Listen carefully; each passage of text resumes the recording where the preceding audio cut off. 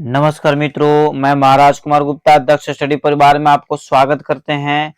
जैसा कि Bihar BPSC music teacher के लिए प्रतिदिन आपके पास वीडियो लेकर के आ रहे हैं और जब तक एग्जाम नहीं होगा तब तक आपके पास वीडियो आता रहेगा। अतः प्रतिदिन 2 क्लास चल रहे हैं। एक सुबह 8 बजे चल रहा है बच्चों एक क्लास, और एक क्लास आपको चलेगा शाम में 7 बजे। आप दोनों टाइम क्लास अवश्य ज्वाइन करें और हमारे साथ जुड़े हुए रहें, ठीक है। यदि आप पीडीएफ फाइल चाहते हैं तो इस व्हाट्सएप नंबर पर हाय हेलो लिख करके भेजिए, आपको तत्काल पीडीएफ फाइल प्रोवाइड करवा दिया जाएगा। आज का प्रथम प्रश्न है कि छने छने यनवता मुपैति तदेव रूपम रमणीयताया कथन किसकी है? तो इसका आंसर हो जाएगा बच्चों, ए में है कालिदास, बी में है नागेंद्र देव, सी में है जयदेव और डी में है बृहस्पति। तो इसका आंसर हो जाएगा बच्चों ए नंबर, मतलब कालिदास। क्या हो जाएगा? कालिदास है। नेक्स्ट प्रश्न पर ध्यान दीजिए कि अनुपात का सामंजस्य सौंदर्य उत्पादन करता है, ऐसा किस ग्रंथ में वर्णित है? ध्यान दीजिए, अनुपात का सामंजस्य सौंदर्य उत्पादन करता है, ऐसा किस ग्रंथ में वर्णित है? ए में आपका है नाट्य शास्त्र, बी में है शुक्र नीति सार और सी में है विदेशी और डी में है संगीत रत्नाकर। बताइए इसका आंसर आपका क्या होगा? लगातार आप हमारे साथ जुड़े हुए रहें। इसका आंसर हो जाएगा बच्चों बी नंबर। बी कहने का मतलब है कि शुक्र नीति सार में। नेक्स्ट प्रश्न है, आकर्षित करने की शक्ति ही सौंदर्य है, ऐसा किसने कहा? आकर्षित करने की शक्ति ही सौंदर्य है, ऐसा किसने कहा? तो ए में है भरत, बी में है गणपत चंद्रगुप्त, सी में है कालिदास, डी में है प्लेटो। तो इसका आंसर हो जाएगा बच्चों बी नंबर। क्या आंसर हो जाएगा? बी कहने का मतलब है कि गणपत चंद्रगुप्त। आकर्षित करने की शक्ति ही सौंदर्य है, ऐसा किसने कहा? तो गणपत चंद्र गुप्त ने कहा, ठीक है। नेक्स्ट प्रश्न है कि 16वीं शताब्दी के अंत में आंध्र प्रदेश में किस संगीतज्ञ का जन्म हुआ था? ए में है पुंडरीक विठल, बी में है सोमनाथ, सी में है त्यागराज और डी में है दद्दू दयाल। आप आंसर बताते चलिए, यूट्यूब के कमेंट बॉक्स में बार बार बता रहे कि आंसर क्या करते चलिए, बताते चलिए। तो इसका आंसर हो जाएगा बच्चों सोमनाथ। क्या हो जाएगा? सोमनाथ कहने का मतलब है कि 16वीं शताब्दी के अंत में आंध्र प्रदेश में किस संगीतज्ञ का जन्म हुआ? तो सोमनाथ का। किसका जन्म हुआ? सोमनाथ का। नेक्स्ट प्रश्न बच्चों, लोचन साहब का जन्म किस प्रांत में हुआ था? इसका आपको आंसर याद होना चाहिए। लोचन साहब का जन्म किस प्रांत में हुआ था? ए में आपका है उत्तर प्रदेश, बी में आपका है मध्य प्रदेश, सी में आपका है बिहार और डी में आपका है हरियाणा। डी में क्या है? हरियाणा। बताइए। तब तक आप यूट्यूब के कमेंट बॉक्स में बार बार बोल रहे हैं कि यूट्यूब के कमेंट बॉक्स में आप आंसर देते रहिए। इससे फायदा आपको 100% आपको याद हो जाएगा, याद करने की अलग से जरूरत नहीं पड़ेगा। तो इसका आंसर हो जाएगा बच्चों बी नंबर। बी कहने का मतलब है, सॉरी, इसका आंसर हो जाएगा सी नंबर। आंसर क्या हो जाएगा? सी। सी कहने का मतलब है बच्चों कि बिहार। क्या आंसर हो जाएगा बच्चों? बिहार, ठीक है। मतलब लोचन साहब का जो जन्म हुआ था कहाँ हुआ था? बिहार में हुआ था। सी नंबर इसका आंसर सही है। अब देखिए, लोचन साहब के बारे में एक और आपको बात बता देना चाहते हैं कि लोचन साहब जो है एक बहुत अच्छा किताब लिखे थे, राग संगीत संग्रह। राग संगीत संग्रह। राग संगीत संग्रह के लेखक कौन है? तो लोचन साहब है। अब फिर से देखिएगा, लोचन साहब का जन्म कहाँ हुआ था? तो बिहार में। और राग संगीत संग्रह के लेखक कौन है? तो लोचन साहब है। नेक्स्ट प्रश्न है, संन्यास विन्यास और अंतर मार्ग का वर्णन किस ग्रंथकार ने किया है? संन्यास विन्यास और अंतर मार्ग का वर्णन किस ग्रंथकार ने किया है? तो ए में है बच्चों आपको भरत, बी में है साहुदेव और सी में है मतंग ऋषि और डी में है दलितम। साहुदेव बच्चों नहीं होगा, सारंग देव होगा। क्या होगा? सारंग देव। यहाँ पर गलत लिखा हुआ है, सारंग देव। सारंग देव, सारंग देव कहने का मतलब है कि बी नंबर इसका ऑप्शन क्या है, सही है, सारंगदेव। संन्यास विन्यास और अंतर मार्ग का वर्णन किस ग्रंथकार ने किया है, तो सारंगदेव ने किया। संन्यास विन्यास और अंतर मार्ग का वर्णन किस ग्रंथकार ने किया है, तो सारंगदेव ने किया है। पंडित सोमनाथ किस वाद्य को बजाते थे, पंडित सोमनाथ किस वाद्य को बजाते थे, बताइए। ए में आपका तबला, बी में सितार, सी में है बीना और डी में है वायलिन। आप आंसर मित्रों बताते चलिए। तो इसका आंसर हो जाएगा बच्चों, बीना बजाते थे। क्या बजाते थे, पंडित सोमनाथ क्या बजाते थे, तो बीना बजाते थे। पंडित सोमनाथ क्या बजाते थे, तो बीना बजाते थे बच्चों। अगला प्रश्न है कि हृदय रामा राम की रचना किस विद्वान द्वारा की गई। हृदय रामा राग यहाँ पर होगा। हृदय रामा राग की रचना किस विद्वान द्वारा की गई। ए में है लोचन, बी में हृदय नारायण देव और सी में आपको है त्यागराजन और डी में है तानसेन। इसका आंसर हो जाएगा बच्चों बी नंबर, मतलब हृदय नारायण देव। हृदय रामा राग की रचना किस विद्वान द्वारा किया गया, तो हृदय नारायण देव द्वारा। अगला प्रश्न है आपका कि गमक का कौन सा प्रकार आधुनिक ठाट है, आधुनिक ठाट है। तो ए में है प्लवित, बी में है त्रिभिन्न और सी में है गुम्फित और डी में है उत्साहित। इसका आंसर हो जाएगा मित्रों आपका प्लवित। क्या हो जाएगा, प्लवित, मतलब ए नंबर। कहने का मतलब है कि गमक का कौन सा प्रकार आधुनिक ठाट है, तो प्लवित है। नेक्स्ट प्रश्न है मुथुस्वामी दीक्षित की सर्वप्रथम कृति किस राग में निबंध है। ए में आपका बच्चों है मालवा बौद्ध राग, बी में है राग मियाँ की मल्हार, सी में है मालकंस और डी में है राग तोड़ी। बताइए इसका आंसर हो जाएगा बच्चों ए नंबर। ए कहने का मतलब है कि मालव बौद्ध राग मुथुस्वामी दीक्षित की सर्वप्रथम कृति किस राग में निबंध है, तो मालव बौद्ध राग में। अगला प्रश्न है दक्षिणी संगीत पद्धति में शुद्ध स्वरों के घाट या मेल को क्या कहते हैं, आपको बच्चों याद रखना है। ए में आपका है श्री शंकर भरण, बी में है बिलावल, सी में है कनकांगी और डी में हंस ध्वनि। इसका आंसर हो जाएगा बच्चों कनकांगी। क्या आंसर हो जाएगा, कनकांगी। ठीक है, सी नंबर इसका आंसर क्या है, सही है। नेक्स्ट प्रश्न पर ध्यान दीजिएगा कि राग यमनी बिलावल में किस स्वर के दोनों रूपों का प्रयोग होता है। ए में आपका है निषाद, बी में है चैत, सी में है मध्यम और डी में है गंधार, मतलब सी नंबर मध्यम हो जाएगा।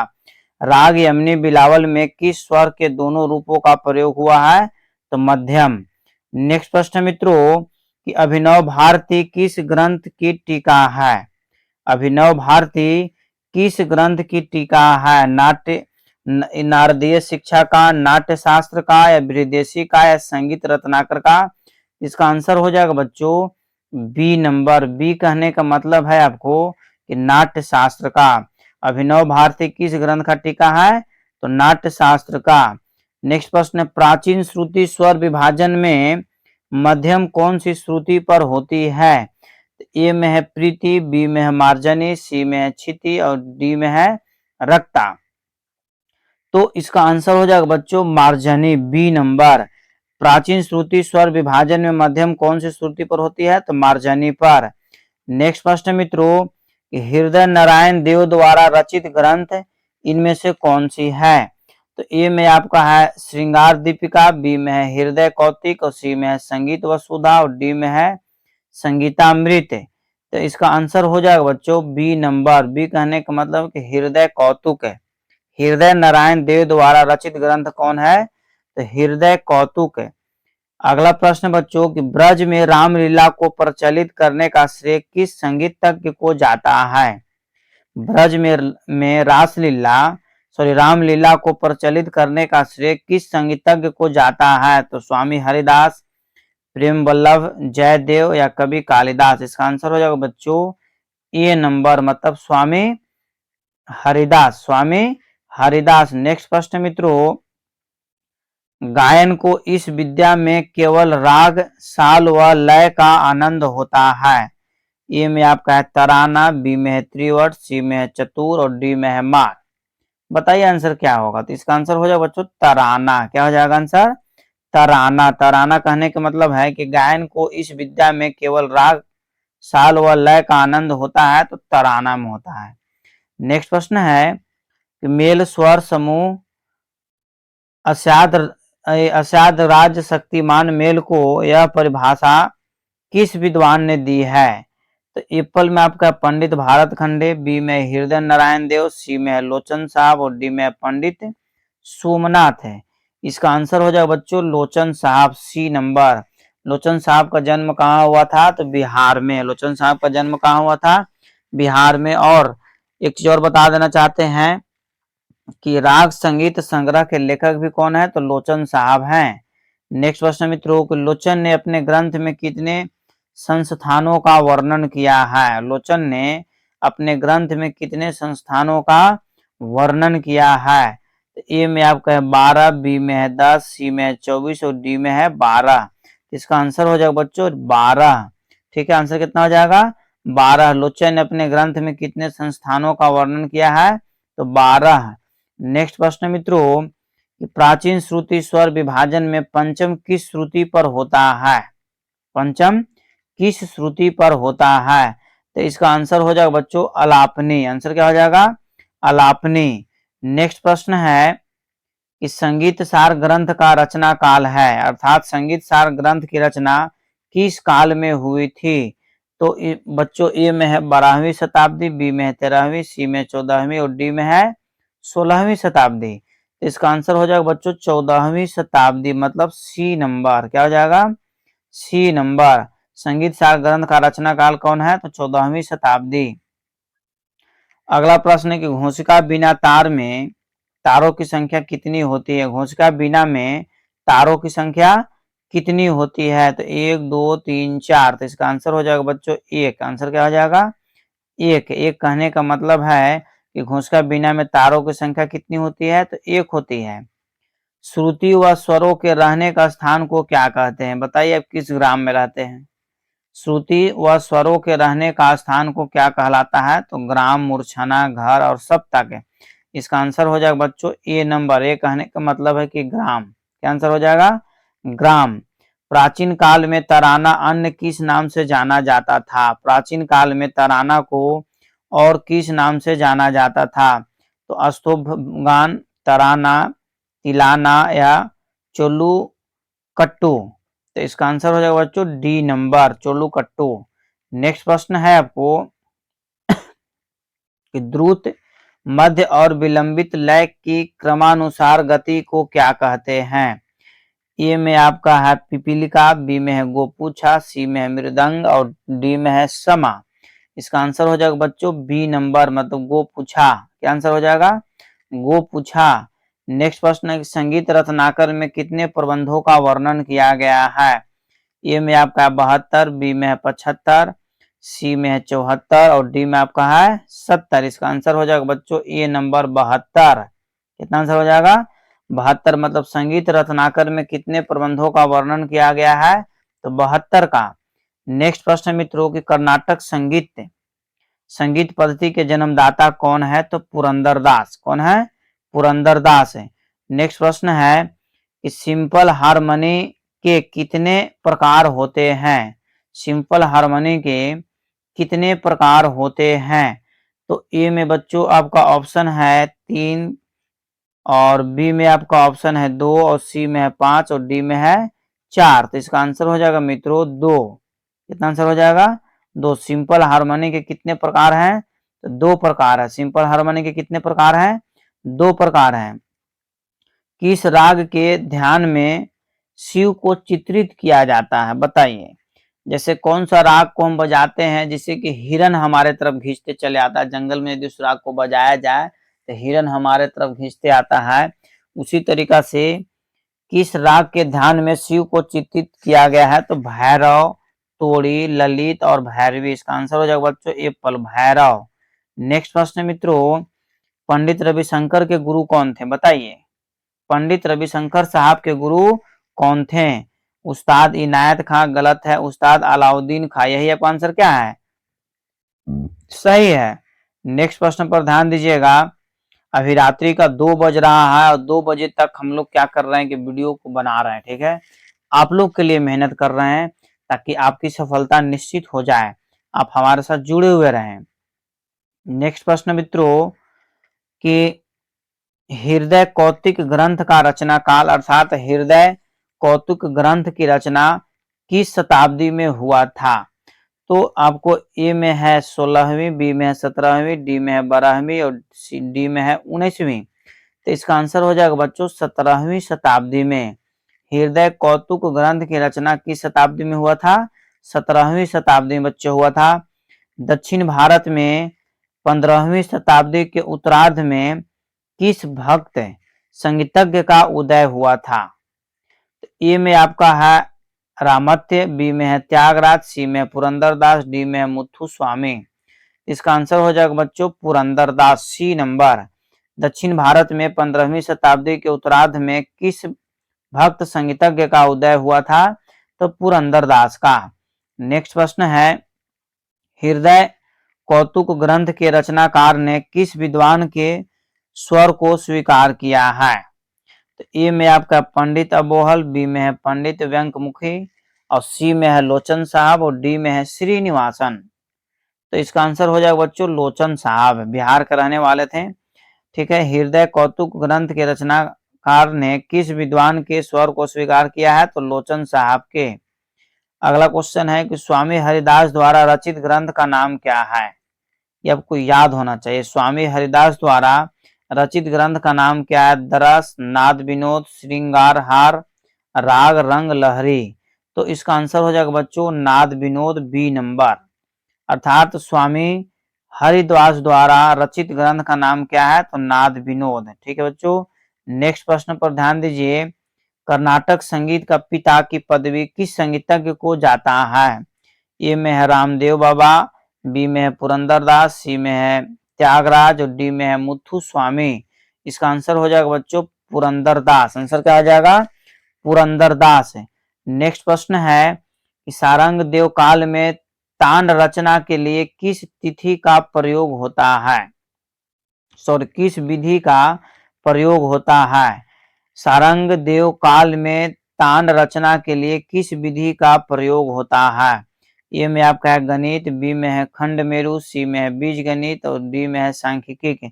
इसका आंसर हो जाएगा बच्चों खंड मेरु, बी नंबर। सारंग देव काल में तान रचना के लिए किस विधि का प्रयोग होता है? तो खंड मेरु विधि का। अगला प्रश्न है कि लोकगीत भवैया किस प्रांत की है? आपको पहले वाला वीडियो में भी हम बता चुके हैं। लोकगीत भवैया जो आपका है आपको पश्चिम बंगाल, गुजरात, पंजाब और जम्मू कश्मीर। बताइए कमेंट्स में क्या आंसर होगा। भवैया आपको पश्चिम बंगाल की है। कहाँ की है? पश्चिम बंगाल की। एक चीज और आपसे महत्वपूर्ण सूचना यह देना चाह रहे हैं कि आप सिर्फ बीपीएससी मैराथन का ही वीडियो न देखें, मेरा प्ले लिस्ट बना हुआ है। प्ले लिस्ट में बीपीएससी म्यूजिक टीचर का स्पेशल बैच वहां पर तैयार किया गया है और जो स्टेट का जो हम वीडियो डाले थे उसको भी आप एक बार रिवाइज कर लीजिए ताकि आपको 100% याद हो जाएगा। सब कहीं से पूछ सकता है, इसलिए सभी के सभी प्रश्न का आंसर आपको हम बताते चल रहे हैं। नेक्स्ट प्रश्न है एक सप्तक में कितने स्वर होते हैं? एक सप्तक में बाबू 12 स्वर होते हैं कि 13 होते हैं कि 21 होते हैं कि 11 होते हैं? एक सप्तक में आपको 12 स्वर होते हैं। कितने स्वर होते हैं? 12 स्वर होते हैं। एक सप्तक में कितने स्वर होते हैं? तो 12 स्वर होते हैं। एक सप्तक में कितने स्वर होते हैं? तो 12 स्वर होते हैं। रंग सिंगा किस श्रेणी का वाद्य है? रंग सिंगा किस श्रेणी का वाद्य है? तत् है कि वितत है कि धन है कि सुधीर? नहीं, सुशीर होगा। क्या होगा? सुशीरा। मिस्टेक से लिखा जाता है, रात्रि का समय है, रुशिर। रण सिंगा किस श्रेणी का वाद्य है? तो सुशीर का है। किसका है? सुशीर, मतलब डी नंबर आंसर क्या है बच्चों? सही है। रण सिंगा किस श्रेणी का वाद्य है? तो आपको हो जाएगा सुशीर का है, ठीक है। नेक्स्ट प्रश्न पर बच्चों ध्यान दीजिएगा कि देश में कितने देशी प्रबंधों का वर्णन किया गया है? अर्थात कहने का मतलब बच्चों यहाँ पर थोड़ा सा समझिएगा कि मतंगकृत, यहाँ पर लिखाएगा मतंगकृत, ध्यान दीजिएगा मतंगकृत लिख दे रहे हैं, मतंग कृत मतंगकृत बृहदेशी में बृहदेशी मतंगकृत बृहदेशी में कितने देशी प्रबंधों का वर्णन किया गया है? 49, 39, 40 और 42। तो इसका आंसर हो जाएगा बच्चों 39। कितना आंसर हो जाएगा? 39 है। मतंगकृत बृहदेशी में कितने देशी प्रबंधों का वर्णन किया गया है? तो 39 है। दक्षिणी ताल पद्धति के किन अंगों का प्रयोग आधुनिक ताल पद्धति में नहीं किया जाता है? तो गुरु भी नहीं किया जाता है, प्लुत भी नहीं किया जाता है, काकपद भी नहीं किया जाता है, अर्थात ये सभी सही हैं। मतलब डी नंबर, मतलब इनमें से किसी का प्रयोग नहीं किया जाता है। नेक्स्ट प्रश्न मित्रों, राग पीलू किस अंग का है? राग पीलू किस अंग का है? तोड़ी का है कि काफी का है कि मल्हार का है कि कन्हाड़ा का है? बताइए आंसर क्या होगा? तो इसका आंसर हो जाएगा बच्चों काफी। क्या हो जाएगा? काफी। राग पिल्लू किस अंग का है? तो काफी का है। राग पिल्लू किस अंग का है? तो काफी का है। नेक्स्ट प्रश्न मित्रों, कछापी बिना तार में तारों की संख्या कितनी है? कछापी बिना तार में तारों की संख्या कितनी है? तो 3, 4, 6, 8। इसका आंसर हो जाएगा बच्चों बी नंबर 4। कछापी बिना में तारों की संख्या कितनी है? तो 4। कछापी बिना में तारों की संख्या कितनी है? 4। ऐसे भी कछापी देखिए 4 वर्ड का है, 4। इसका आंसर याद रख लीजिए। नेक्स्ट प्रश्न है कि लंघन और अभ्यास किसे इंगित करते हैं? लंघन और अभ्यास किसे इंगित करते हैं? स्वरतान, राग घाट, या फिर अल्पत्व, बहुत्व, या अलंकार? बताइए आंसर क्या होगा? इसका आंसर हो जाएगा बच्चों स्वरतान का। किसका हो जाएगा? स्वरतान। कि लंघन और अभ्यास किसे इंगित करते हैं? तो स्वरतान का। लंघन और अभ्यास किसके इंगित करते हैं? तो स्वरतान का। नेक्स्ट प्रश्न है कि संतूर वाद्य में तारों की संख्या कितनी होती है? 50, 100, 60, 80? पूरा पूरी 100। संतूर वाद्य में तारों की संख्या कितनी होती है? तो 100 है। नेक्स्ट प्रश्न मित्रों, निम्नलिखित में से किस नृत्य के प्रारंभिक हिस्से को अलारिपू कहते हैं? भारतनाट्यम, मोहिनीअट्टम, कथकली, कुचिपुड़ी? इसका आंसर हो जाएगा मित्रों ए नंबर। ए कहने का मतलब है कि भारतनाट्यम। भरतनाट्यम। निम्नलिखित में से किस नृत्य के प्रारंभिक हिस्से को अलारिपू कहते हैं? तो भरतनाट्यम। अगला प्रश्न मित्रों कि सारंगदेव ने अपने ग्रंथ में कितने गमक बताए हैं? गमक बताए हैं। ए में है 15, ए में है 5, बी में है 15, सी में है 10 और डी में है 20। इसका आंसर हो जाएगा मित्रों 15। आंसर कितना हो जाएगा? 15। नेक्स्ट प्रश्न है बाबू कि निम्नलिखित में से ग्राम को निर्दिष्ट कीजिए। निम्नलिखित में से ग्राम को निर्दिष्ट कीजिए। मतलब षडज, मध्यम, गंधार, ये सभी। तो क्या आंसर हो जाएगा? ये सभी 3 ग्राम है और तीनों को तीन याद दिया हुआ, षडज, मध्यम और ग्राम। ठीक है। नेक्स्ट प्रश्न मित्रों कि रे और ध स्वरों में कितना सूर्य अंतर है? ए में है 13, बी में आपका है, ए में है 13, बी में है 9, सी में है 10 और डी में है 12। तो इसका आंसर हो जाएगा बच्चों 13। मतलब 13 कहने का मतलब है कि ए नंबर। कितना नंबर? ए नंबर। फिर से ध्यान दीजिएगा मित्रों, यहाँ पर कहा जा रहा है कि रे और ध स्वर में कितना सूर्य अंतर है। तो क्या टिक आउट करिएगा? 13। कितना टिक आउट करना बच्चों? 13, मतलब ए नंबर। ठीक है। इसी तरीका का वीडियो देखने के लिए आप हमारे साथ जुड़े हुए रहें, आपको लगातार मदद किया जाएगा। और सभी वीडियो को अंतिम समय तक जरूर देखें और कमेंट्स में आंसर जरूर दें बच्चों। बार बार बता रहे हैं कि आप कमेंट्स में आंसर देना ना भूलें। यदि आप कमेंट्स में यदि आंसर आप देना शुरू कर देते हैं तो 100% आपको याद हो जाएगा। और चैनल को सब्सक्राइब जरूर कर लें। अतः आज यहीं पे क्लास समाप्त किया जा रहा है। जय हिंद, जय भारत।